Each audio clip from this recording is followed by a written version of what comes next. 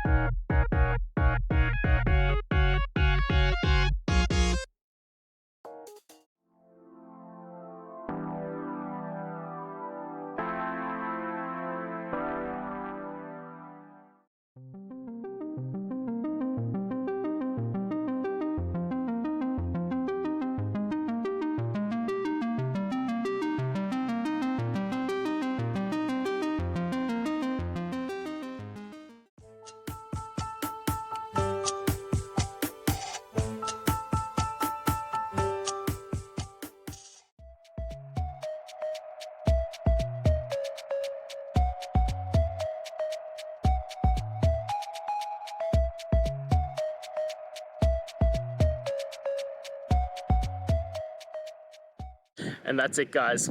I hope we've gone through and found the answer that you're looking for. And look, if we did find that answer in your resolution, please hit the subscribe button. I'd really appreciate it.